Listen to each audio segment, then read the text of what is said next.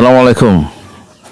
Waktu Refli Harun membacakan WA dari Egy Sujana bahwa Egy Sujana ke Sulu itu karena alasan ideologis, seperti Musa mendatangi Fir'aun dengan landasan surah Toha ya. Surah Toha itu ayatnya katanya 41 sampai 46, jusnya 16. Itu saya ingat Egy Sujana yang lama, waktu saya ikut training dia di Cilosari dulu.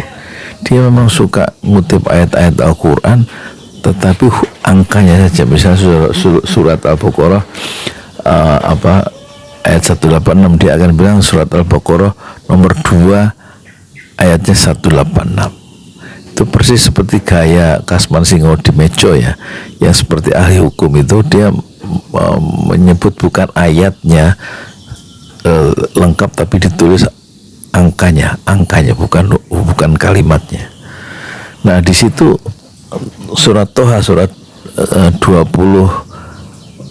41 sampai 6 itu kan ada perintah di situ. Kalau tidak salah, ini mengingatkan saya dengan uraian yang dulu pernah saya dengar waktu saya SMA. Itu saya pernah dengar uraian itu, surat Toha itu, datangnya Musa ke istana Fir'aun, yang dijelaskan oleh Buya Sultan Mansur ya, di pengajian pimpinan pusat Muhammadiyah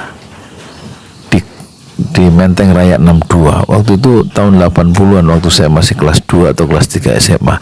Saya suka setiap Ahad pagi mendengarkan di belakang setiap ceramah pimpinan Muhammadiyah. Buya Sultan Mansur mengatakan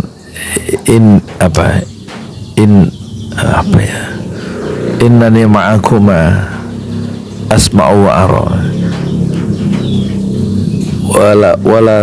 wala takhofa, jangan kamu takut ya, idhaba ila fir'auna innahu tagha, datanglah ya. Idhaba itu berarti Musa dan Harun, dua orang musanna itu, ila fir'auna, kepada Fir'aun, innahu tagha, sungguhnya dia itu innahu tagha, sungguhnya dia itu melampaui batas Fir'aun itu. Terus di ayat berikutnya kan ada ungkapan dari Musa bahwa saya takut ya Rob, katanya, nanti Fir'aun itu menyiksa saya, menzolimi saya. Terus kata Buya Sultan Mansur itu mengatakan wala takhofa, janganlah kamu takut ya, innani ma'akuma asma'u wa ara, sungguhnya aku bersama kalian berdua. Asma'u wa ara, aku, kata Allah, mendengar dan aku melihat apa yang diucapkan nanti oleh Fir'aun, apa yang kamu ucapkan, dan aku mendengar apa yang diucapkan oleh Fir'aun. Aku melihat apa yang dilakukan oleh Fir'aun.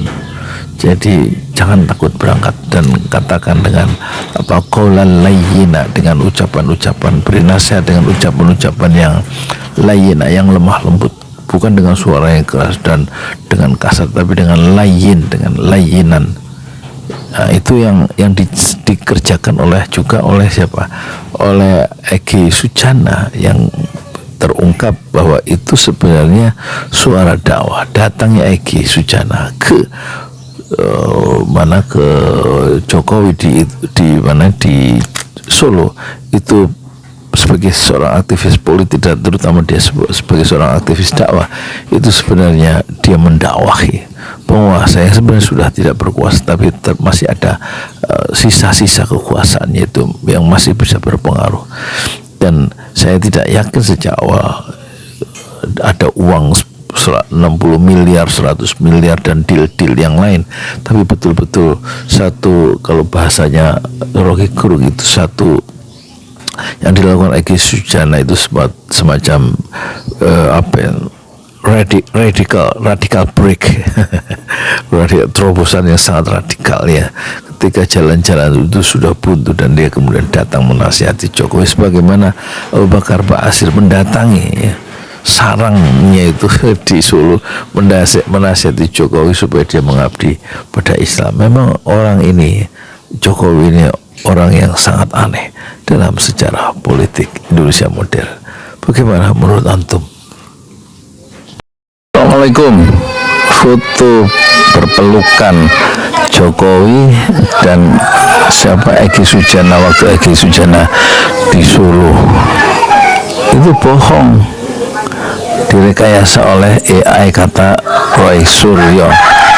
Dan saya percaya karena itu hasil rekayasa. Contoh, ada foto santri saya, terus saya pakai grok punyanya Elon Musk, terus saya kasih prompt, kasih teks, gadis terbang ke angkasa di bawah langit biru, di bawahnya ada sungai besar, dan kemudian dia dikejar oleh burung elang. Dan inilah hasil karya Yudi Pramoko, tukang donat dari Paroki Suler, tertua di semesta. Masih percaya dengan pelukan Jokowi dengan Egy Sujana?